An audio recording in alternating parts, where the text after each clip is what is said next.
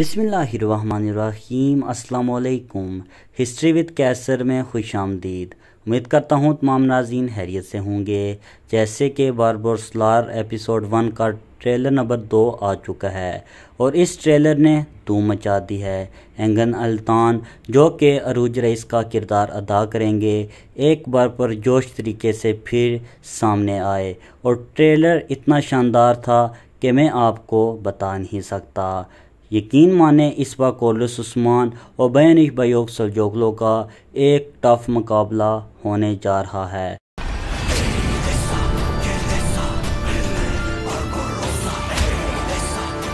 बारबोरसलार trailer number 2 कैसा रहा, comment section में अपनी राय का इजहार ज़रूर कीजिएगा।